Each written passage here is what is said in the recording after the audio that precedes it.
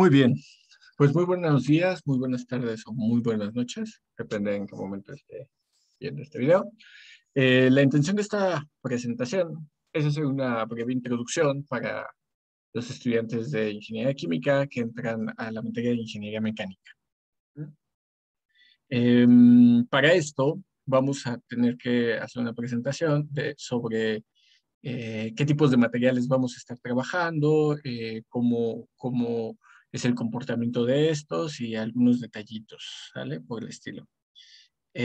Así que bueno, vamos a empezar, ¿no? Con el estudio de los materiales. Esto, recuerden, es una primera presentación, es introductoria, después vamos a profundizar en muchos de estos temas. Así que no lo tomen como una presentación exhaustiva, ¿ok? Entonces, muy bien.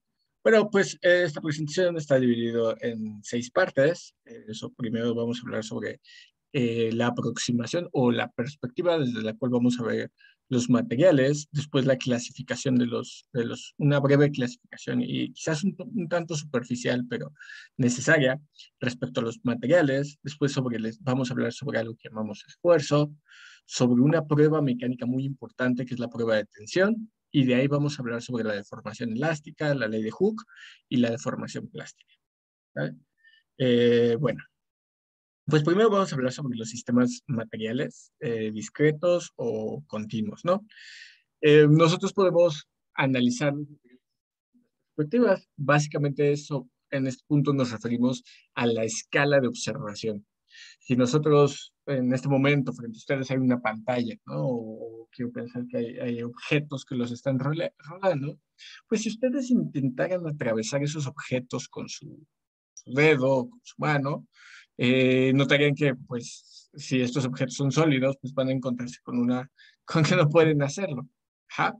Bueno, esto es porque para nuestra escala de observación y de interacción, pues realmente los objetos no tienen separación. Es decir, si yo intento introducir mi dedo a través de la pantalla, pues me voy a encontrar con que no importa en qué punto de la pantalla lo intente, la pantalla siempre voy a tocar un material. Ahora, si yo cambiara mi escala de comportamiento o de análisis, mejor dicho, y en lugar de usar una escala macroscópica como la que estoy acostumbrado, intentar con una escala más pequeña, pues quizás podría bajar a la escala de, no sé, las moléculas o incluso más pequeño, como los átomos, yo me encontraría con que entre átomo y átomo hay intersticios, hay espacio, que no está cubierto por material. Entonces, todavía incluso más, los mismos átomos parecerían vacío si yo tratara de analizar lo que está pasando en sus partículas, ¿no? Cómo es el espacio entre el núcleo atómico y los electrones, cómo gran parte de ese espacio está vacío. Ahora, la perspectiva desde la cual nosotros vamos a abordar la ingeniería mecánica es una perspectiva macroscópica, es una perspectiva, pues podríamos decir, con la que estamos conviviendo día a día. Entonces, podemos considerar que los materiales son continuos, es decir, que no hay espacios entre un punto y otro punto de material. Si yo tomo cualquier sección de mi material, siempre voy a encontrar algo. Nunca voy a encontrar vacío. A eso nos referimos con la aproximación del medio continuo. Ajá. Tenemos dos aproximaciones, la aproximación del sistema de partículas, donde hay espacios entre elemento y elemento, y la aproximación del medio continuo. Para los fines prácticos con los que vamos a trabajar, pues la aproximación del medio continuo es más que suficiente para analizar nuestros objetos. ¿Okay? Luego de ahí, pues podemos clasificar los materiales. Vamos a tomar dos grandes clasificaciones. Por un lado vamos a considerar los sólidos y por otro lado vamos a considerar los fluidos, donde la diferencia entre estos dos está en la capacidad de mantener su forma en el tiempo. Los sólidos, a menos de que sean sometidos a alguna condición excepcional, los sólidos van a mantener su forma, mientras que los fluidos, pues de manera justamente muy sencilla, muy fluida, van a poder cambiar su forma. Su forma está limitada o está por las condiciones de su contenedor, ¿ok?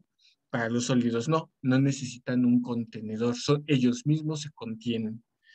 De ahí nosotros podemos dividir los fluidos en dos clases, los líquidos y los gases. La gran distinción entre los líquidos y los gases va a ser la capacidad de conservar su volumen. Podemos decir, por ejemplo, podríamos hacer el experimento de tomar un vaso de, no sé, medio litro de agua y servirlo sobre un plato. Ajá. Considerando que no derramemos nada, pues la cantidad de agua que va a haber dentro del plato va a seguir siendo medio litro. Ajá. O no va a cambiar el volumen del agua solamente por cambiar el contenedor.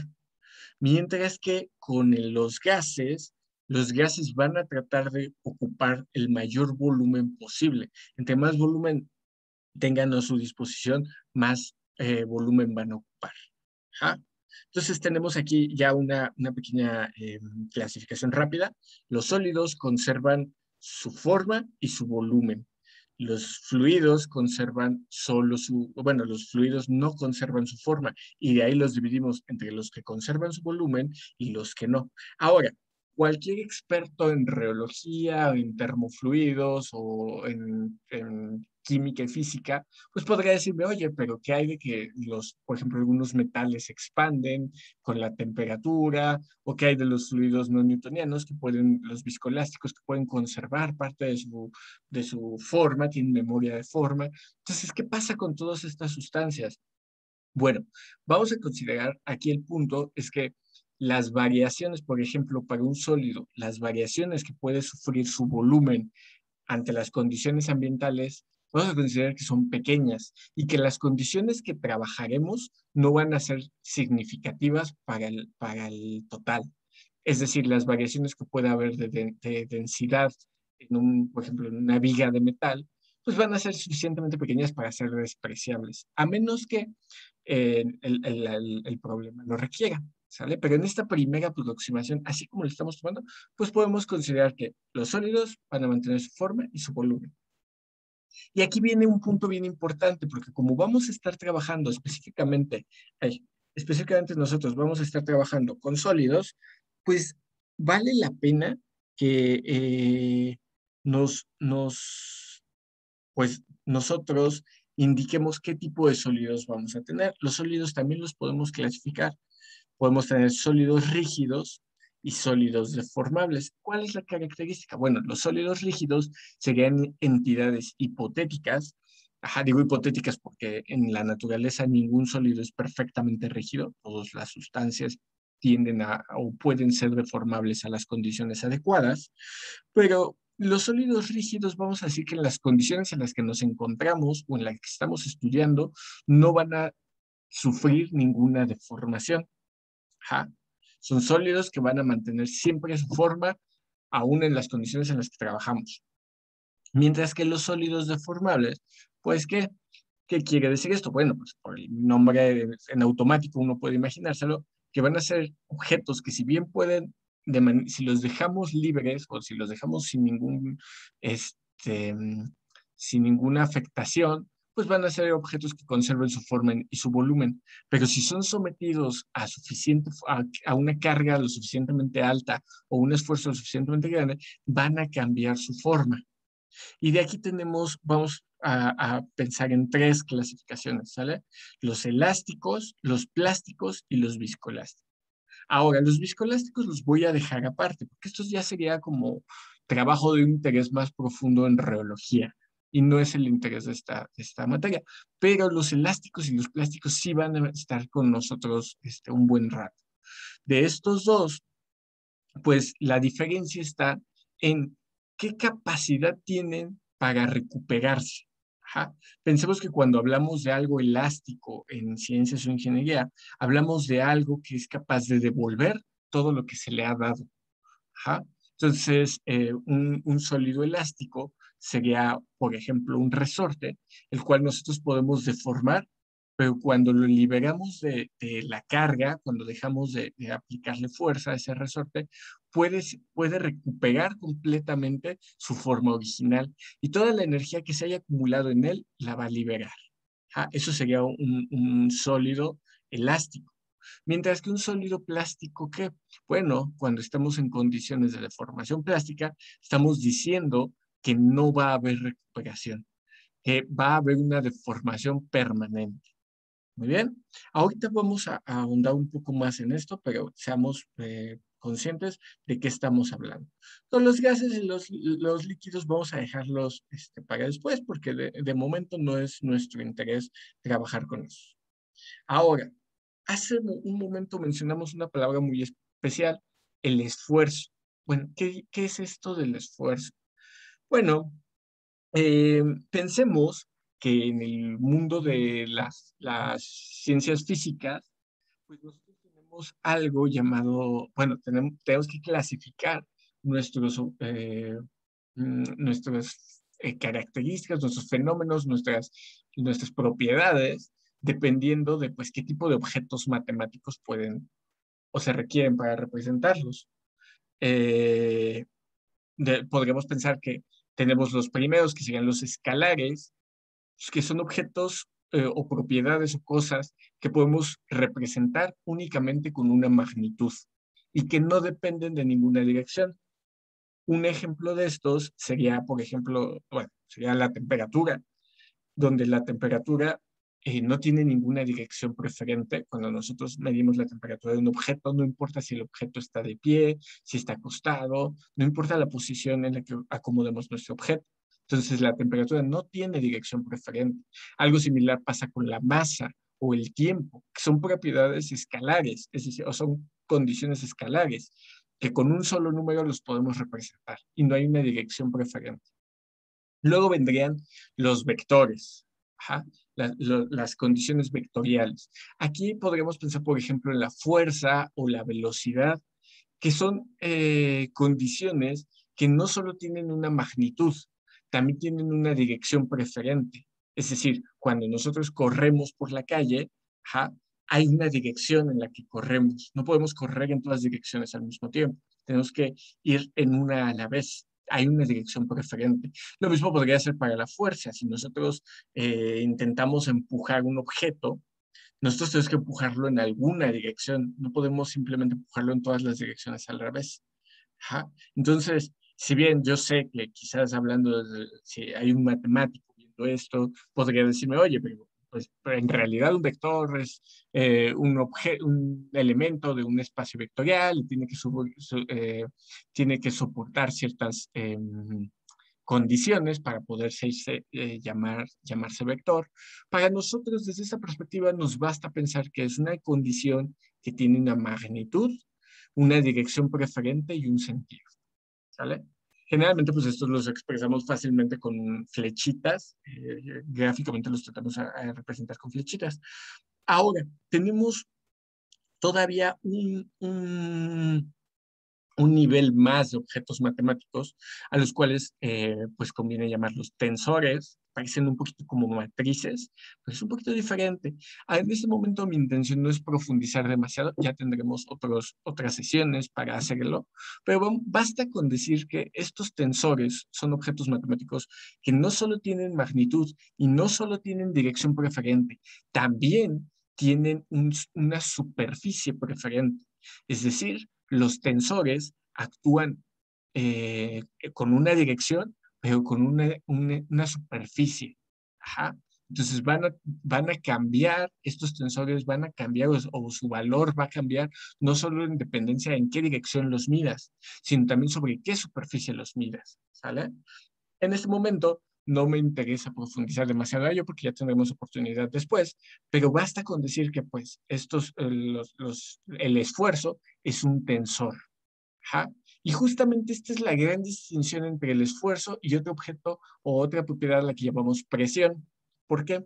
Porque de manera simple, digo, sin profundizar demasiado, este no es el momento para hacerlo, pero de manera simple podemos decir que el esfuerzo es una fuerza o una carga aplicada sobre una superficie. Pero ustedes podrán, si ustedes ya han llevado un curso de termodinámica o de física básica, sabrán que es la misma definición de presión. Presión es la fuerza aplicada sobre una superficie. Entonces, ¿cuál sería la distinción entre la presión y el esfuerzo? Bueno, que la presión es un escalar. Ajá, no importa cómo la midamos, no tiene dirección preferente, mientras que el esfuerzo sí. Y no solo tiene dirección preferente, también tiene una superficie preferente. ¿Sale? Cambiando la superficie de medición, pues cambias el esfuerzo, ¿sale? Bueno, entonces ya después hablaremos un poquito de cómo funciona esto de los esfuerzos y cómo se arman esta, por ejemplo, esta matriz de esfuerzos. Pero bueno, ahorita basta con esto. Eso sí, vamos a decir que en la diagonal principal de esta matriz, estos tres esfuerzos son los que nosotros conocemos como esfuerzos normales. Es decir, que la carga es perpendicular a la superficie. ¿Ok? Y el resto de esfuerzos, los que están por la parte de arriba y por la parte de abajo, estos de aquí, son lo que llamamos esfuerzos cortantes.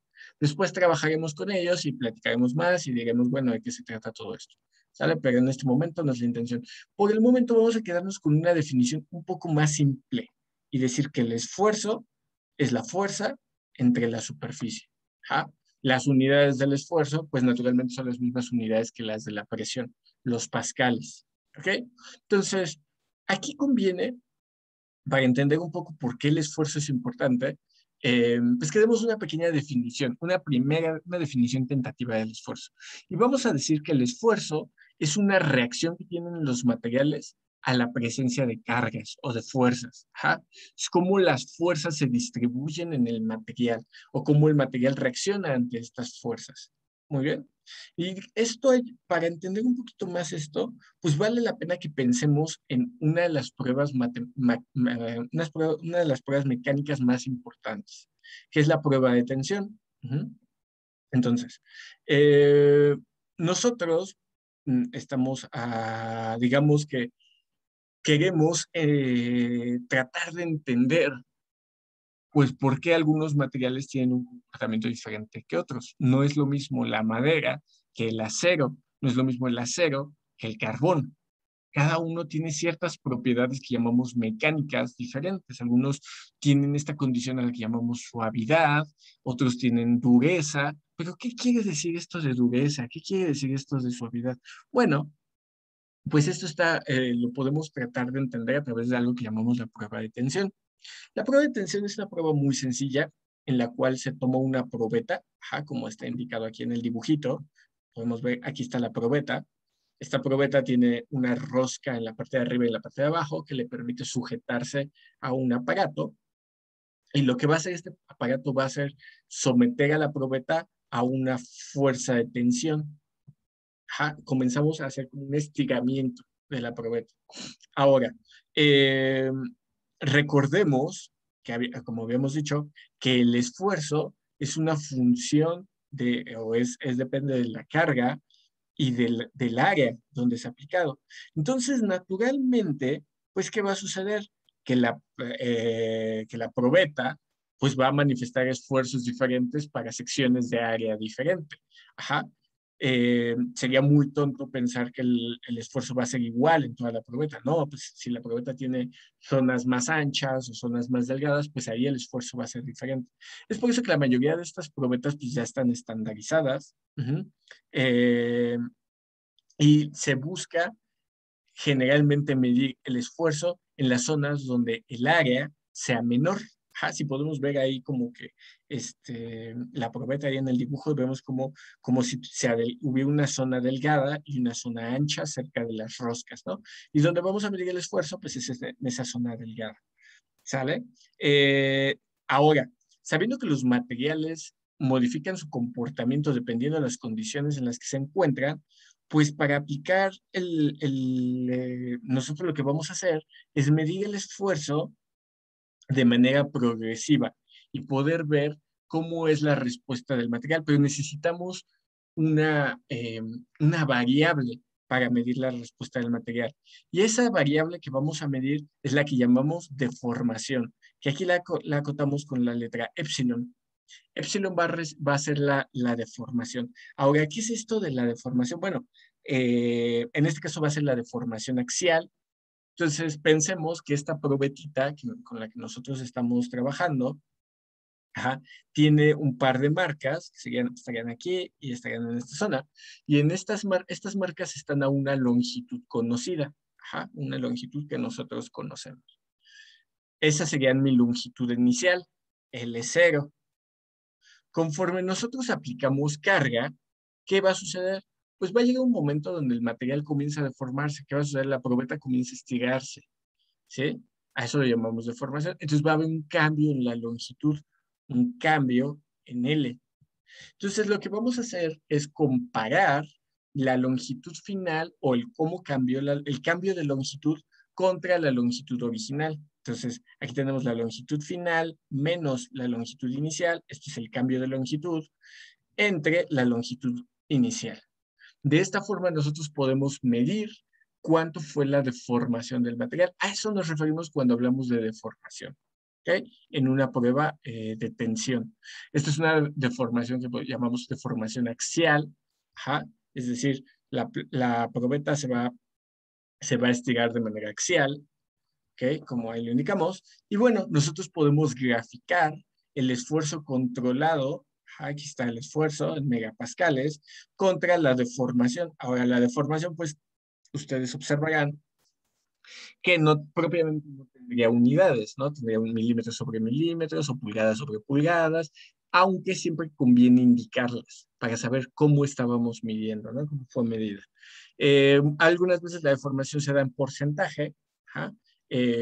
Otras veces pues se deja únicamente el valor directo que tiene. Pero recordemos, la deformación siempre es una variable menor a 1, ¿ok? Entonces, bueno, el gráfico que tenemos ahí, que podemos observar, sería el comportamiento que tendría algún material al ser sometido a un esfuerzo. Ahora, si vemos ese gráfico, pues vemos que hay variaciones en su comportamiento. Hay partes donde se comporta como una línea recta, hay partes donde se comporta como una curva. Entonces, vamos a analizar y a describir este comportamiento. Entonces, vamos a hablar de lo que se llama la deformación elástica y la ley de Hooke. ¿Ok? Entonces, vámonos para allá. Ok. Nosotros, en la zona donde, aquí podemos ver un pequeño gráfico de esfuerzo contra deformación, podemos observar que hay una zona donde cualquier sólido, no importa qué sólido estemos hablando, cualquier sólido va a tener una zona donde el esfuerzo es proporcional a la deformación de manera lineal. Ajá. ¿Qué sería esta primer zona? Siempre la primer zona, que sería, déjenme la indicamos, sería esta primer zona. Aquí el esfuerzo es directamente proporcional a la deformación. Esa es la que llamamos la zona elástica. Curiosamente, cuando un material es deformado dentro de esta zona, puede tener una recuperación total. Es decir, si yo eh, si yo aplico una deformación dentro de esta zona lineal, al momento que libero el material del esfuerzo, esa deformación se pierde y el material vuelve a estar a su estado original, ¿sí? Eso es lo que llamamos la zona elástica. Dentro de esta zona elástica, pues la pendiente, ajá, la pendiente de la recta, bueno, de este comportamiento lineal, pues nosotros sabemos de antemano, cualquier línea recta, pues obedece a la ecuación de la línea, ¿no? Que y es igual a m por x, ¿no? Donde m sería la pendiente. Bueno, aquí x sería la deformación, y sería el esfuerzo, y m, que es esta pendiente, va a ser esta constante. A esta constante que puede variar de material a material es la que llamamos el módulo de Young o el módulo de elasticidad. Ajá. El módulo de Young nos permite analizar, bueno, cómo es que, por qué algunos materiales pueden soportar mayor esfuerzo con una deformación más pequeña, ¿no? Bueno, algo bien importante es la ley de Hooke. Eh, Tenemos que pensar que esta ley fue concebida y fue pensada y analizada por muchos físicos durante el siglo XVII, entre ellos Robert Hooke, Thomas Young, de donde viene el nombre del módulo de Young, Giordano Riccati, son algunos de los que analizaron esto. Y esa constante porque va a ser una constante para cada material, tiene unidades en este caso serían de megapascales, ajá. Son unidades de esfuerzo.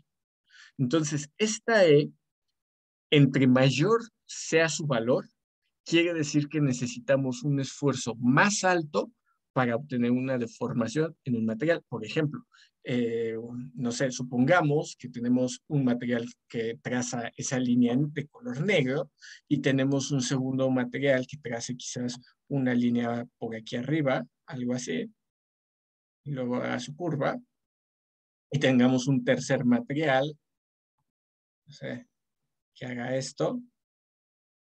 Lo que observaríamos es que en la zona elástica, donde se comportan como línea recta, pues por ejemplo, este material de aquí arriba, el material de la línea roja, ajá, necesita un esfuerzo muy alto para tener la misma deformación que el material de la línea negra o que el material de la línea púrpura. Ajá. Mientras que el material de la línea púrpura con un esfuerzo muy pequeño puede obtener la misma deformación. ¿Sale? A mayor módulo de Young, necesitamos un esfuerzo más grande para producir una deformación. ¿Sale? Entonces, bueno, es importante que ahorita nosotros podamos entender qué quiere decir esto del módulo de Young y qué es lo que nos está diciendo la ley de Hooke.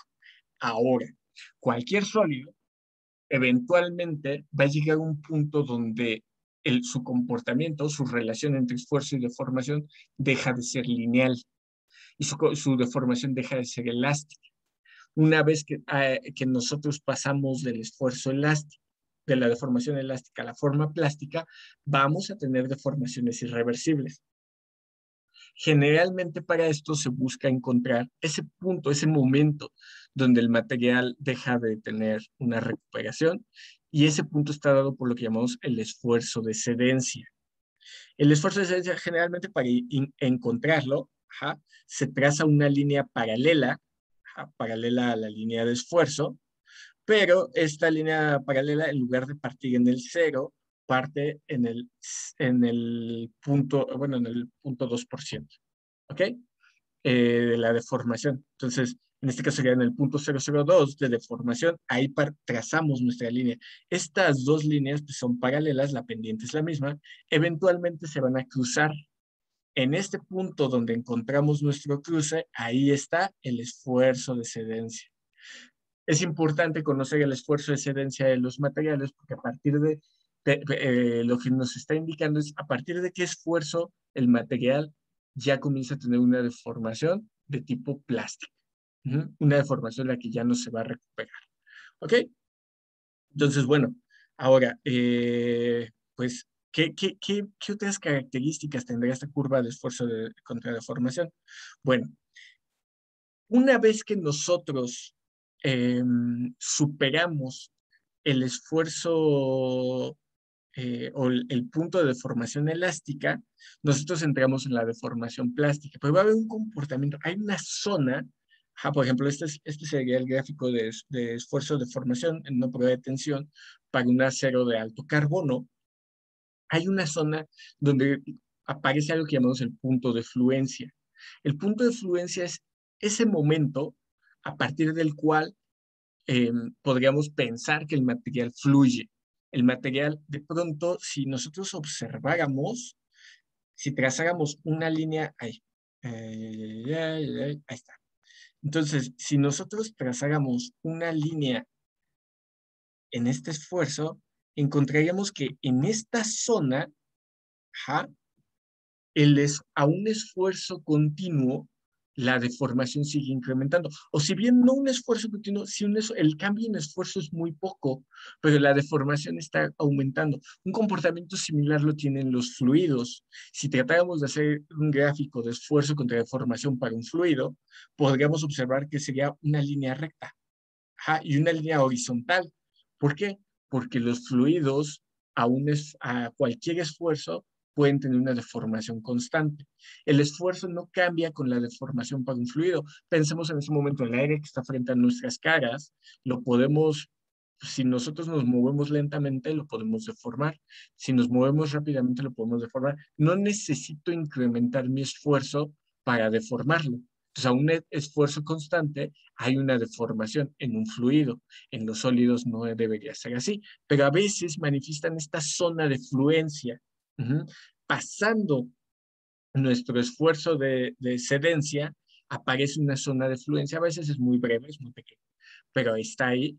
Y pues esta zona de fluencia está caracterizada por estas, a veces tiene estas pequeñas oscilaciones en nuestro gráfico, y estas oscilaciones pues están marcándonos que a un esfuerzo casi constante, el material comienza a deformarse. Entonces técnicamente está fluyendo. Ajá. Una condición de flujo implicaría que a un esfuerzo constante, la deformación va incrementando. ¿Ok? Entonces, bueno, una vez que nosotros, bueno, podemos identificar esta zona de fluencia, pasando esta zona de fluencia, de pronto, ¡pum!, hay un cambio. Nosotros podemos observar cómo la gráfica hace mucho que dejó de ser lineal. De hecho, cuando dejamos la deformación elástica, dejó de ser lineal, pero comienza a tener un comportamiento muy raro.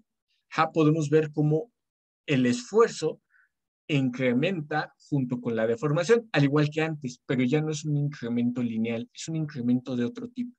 Eso sería lo primero que observamos, ¿no? En esta zona vemos cómo el esfuerzo se incrementa, aquí tenemos un esfuerzo cada vez mayor para una deformación cada vez mayor, ajá. Pero por otro lado, esa relación esfuerzo y deformación ya no es lineal, ajá, comienza a haber algo extraño. Eso sería lo primero que observaríamos. Y si ponemos atención, hay algo que nos debería de saltar a la vista y de sorprendernos. Y es que hay un punto donde el material llega a su esfuerzo máximo. Ajá. Llegamos a un punto donde el esfuerzo es lo más grande que puede llegar y después comienza a caer. Entonces esto es muy extraño porque aquí la deformación sigue incrementándose. La deformación es mayor, pero el esfuerzo es menor. ¿Qué está sucediendo ahí? Bueno, uno pensaría que el material se volvió loco, pero en realidad no. Ajá, vamos a verlo un poquito más acá. Ahorita nos regresamos. Y es que el material, al comenzar a fluir, llega a un punto donde tiene un ensanchamiento, donde comienza a adelgazar. Ajá. ¿Por qué? Porque ya no tiene, digamos que suficiente material para seguir estirándose, entonces tiene que robar material de algún lado y lo hace de los costados. Entonces, en realidad, si nosotros vemos esta curva, podríamos pensar que el esfuerzo disminuye, pasando el esfuerzo máximo, el esfuerzo disminuye con la deformación, pero en realidad sigue incrementando. Lo que pasa es que la relación entre esfuerzo y deformación ya no es lineal. De hecho, la mayoría de los materiales obedece a una función exponencial de este tipo.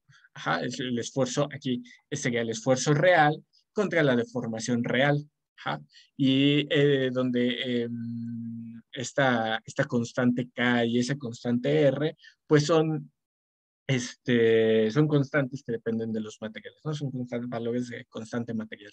¿Ok? Entonces, es bien importante que tengamos presente que el esfuerzo máximo no marca el momento en que el material llegó a su máxima resistencia. En realidad, lo que nos está marcando es el momento a partir de donde el material va a comenzar a adelgazarse. ¿Ok? Ahora, vamos a regresar un poquito antes de que continúe. Ajá. ¿Por qué? Nosotros cuando llegamos a la deformación plástica, si nosotros sometemos un material a la carga y lo llevamos a una deformación plástica, cuando nosotros liberemos el material de la carga, vamos a observar que sí hay una pequeña recuperación, no completa, pero hay una recuperación. Esto se llama una recuperación elástica. ¿Y por qué sucede esta recuperación elástica? Bueno, es muy sencillo, porque no todo el material cede al mismo tiempo. Entonces, parte del material aún está en su deformación elástica, aún tiene la capacidad de recuperarse, pero ¿cuánto va a ser esa recuperación? Es proporcional al módulo de elasticidad. Entonces, una forma de encontrarlo, ajá, es como esto. Nosotros tenemos un gráfico de esfuerzo contra deformación, tenemos la zona elástica, que podríamos decir que está hasta aquí, más o menos. Ajá. Tenemos nuestra curva para encontrar nuestro esfuerzo de excedencia, este sería el esfuerzo de excedencia, aquí lo encontramos. Ajá. Recordemos que este esfuerzo de excedencia se encuentra en el 0.0002, trazamos nuestra recta con la misma pendiente, es decir, aquí la pendiente es el módulo de Young, aquí la pendiente es la misma. Esas dos rectas son paralelas eventualmente se encuentran esas dos y ahí aparece el esfuerzo de excedencia. Ajá. Ahora, si nosotros continuamos con la deformación, vamos a llegar a un punto, supongamos que aquí, en este punto, le quitamos la carga al material, dejamos de aplicarle carga, lo liberamos, entonces va a haber esta recuperación elástica. ¿Qué tanto es esta recuperación elástica? Bueno, para saberlo, desde este punto trazamos una recta que sea paralela a la zona elástica. Es decir, la pendiente aquí, que es el módulo de Young, va a ser igual a la pendiente aquí. Y todo esto, todo lo que indicamos aquí, es una recuperación elástica. Es lo que el material va a recuperarse.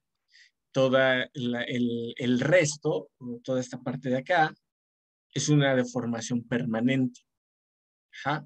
Entonces, todos los materiales, aún dentro de la deformación plástica, van a poder recuperarse un poquito. ¿Qué tanto? Pues depende de qué tan grande es tu módulo de Young.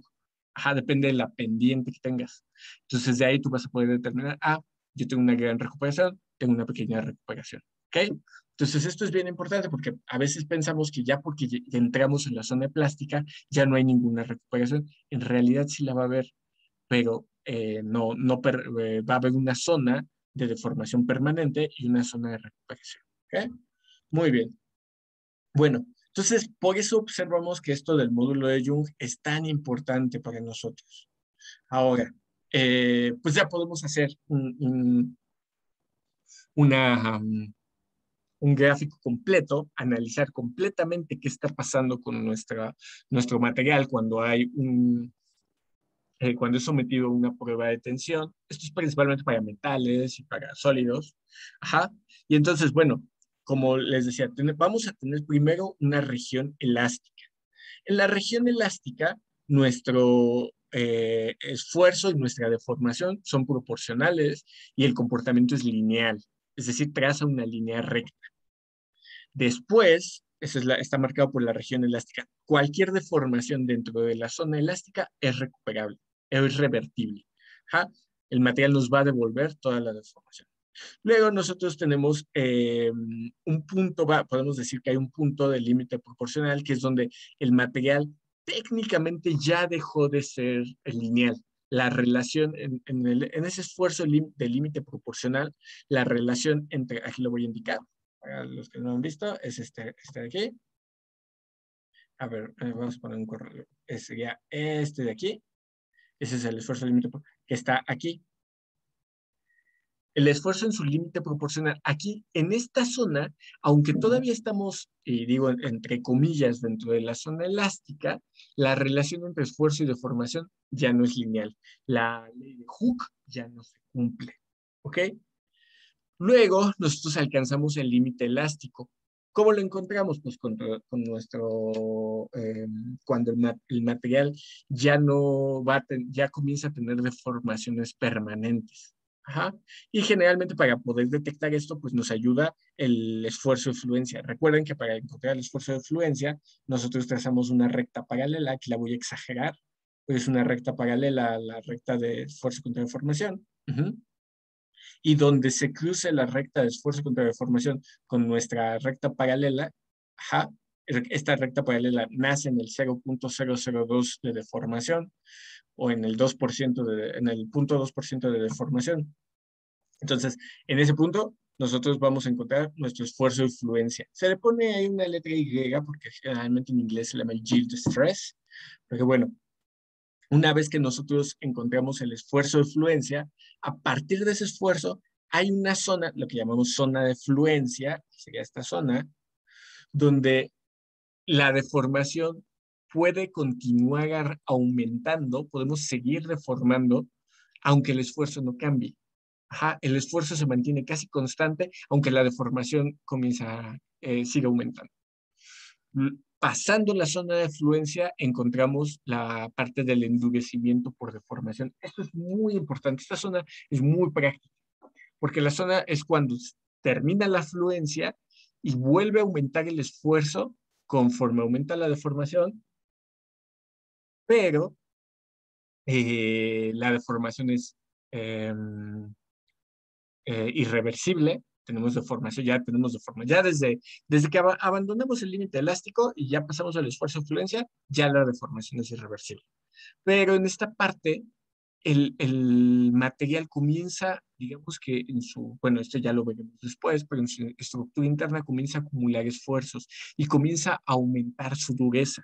Entonces, muchas veces a los materiales nos conviene llevarlos a esta zona de endurecimiento por deformación, que es cuando se les hace trabajo en frío, para poder incrementar sus propiedades mecánicas como la dureza. Uh-huh. La deformación es permanente, pero como podemos observar, en esta zona el esfuerzo aumenta al aumentar la deformación. ¿Ok? Va a quedar parte de la deformación, va a ser permanente, pero recuerden, siempre va a haber una recuperación muy pequeña. ¿Qué tan pequeña va a ser esa recuperación? Pues depende de nuestra zona elástica. Ajá, si yo quisiera ver qué tanto va a ser la recuperación, pues desde el punto donde yo detenga mi deformación, tras una recta que sea paralela a esta de aquí. Ajá. Estas dos rectas paralelas, esta me va a indicar qué tanta recuperación puedo tener. Muy bien. Entonces, en la zona del endurecimiento por deformación, el esfuerzo vuelve a aumentar conforme aumenta la deformación, pero el aumento ya no es lineal. ¿Ok? El aumento ahora obedece otras reglas. Luego llegamos a un esfuerzo máximo. Recuerden, este esfuerzo máximo es muy tramposo porque en el gráfico parecería que el material ya no puede soportar mayor esfuerzo. En realidad sí lo puede hacer. Lo que va a suceder es que es cuando, a partir del esfuerzo máximo, el material comienza a adelgazar. De hecho, un poquito antes, pasando la fluencia, el material está adelgazando. Ajá. Una vez que nosotros pasamos la fluencia, el material comienza a adelgazar, porque necesita, para poder seguirse estirando, necesita tomar, pues, continuar, sacar material de algún lado, entonces lo saca de los costados, ¿sale? Por eso comienza a adelgazar. Sí, algo bonito de este gráfico, bueno, aquí tenemos pasando el esfuerzo máximo, vendría la parte de adelgazamiento, hasta que eventualmente se fractura el material, se rompe, ¿no? Y ahí encontramos el esfuerzo de fractura. Ah, este sería este de acá. Ahora, algo bonito o algo interesante de este gráfico es que nosotros podemos ver cómo el esfuerzo y la deformación real se separan de lo que nuestro gráfico aparente nos podría decir. Nosotros, si tratáramos de ver cómo nuestro equipo nos va dando, nuestro equipo marcaría esta línea, cuando en realidad el material está haciendo esto. Ajá. ¿Por qué hay esa discrepancia? ¿Por qué se ven diferentes? Bueno, esto tiene que ver con la forma en que el material está cediendo. Entonces tiene que haber ahí una discrepancia, ¿sale? Pero básicamente nosotros ya podemos entonces hablar de un comportamiento elástico, que es cuando el material se puede recuperar completamente de su deformación, y un comportamiento plástico, cuando parte de la deformación va a ser permanente. Siempre hay una recuperación muy pequeña, pero siempre la hay. ¿Qué tanto? Pues eso va a depender de nuestro módulo de Jung, ajá, de nuestra elasticidad. Es importante mencionar que entre mayor sea el módulo de Jung, menor será la recuperación que pueda tener un material en su deformación plástica. ¿Ok? Entonces, bueno, esto nos sirve ya como una introducción. Aún hay mucho que ver, hay mucho que mencionar, sobre todo que propiedades como la ductilidad, propiedades como la tenacidad, pues después vamos a hablar, pero es importante que ya tengamos un marco de referencia para saber de qué estamos hablando. Entonces, cada vez que dentro de esta clase de ingeniería mecánica, vamos a hablar, ajá, cuando trabajemos con los materiales, vamos a hablar de sólidos, ajá, que son continuos y que generalmente vamos a estar trabajando en la zona elástica. Si llegaremos a trabajar en la zona plástica, sí lo haremos, pero será la menor de las veces, o será dentro de un buen rato. ¿Ok? Entonces, bueno, espero que esto haya quedado más o menos claro. Y bueno, una bibliografía recomendada para este tema es el libro de Introducción a la Ciencia de los Materiales para los Ingenieros de James F. Sheckfold. Es de Editorial Pearson, es muy bueno y es de donde algunos de estos gráficos estuvieron apareciendo. ¿Sale? Pues muy bien, cuídense mucho y espero que esto les haya sido claro.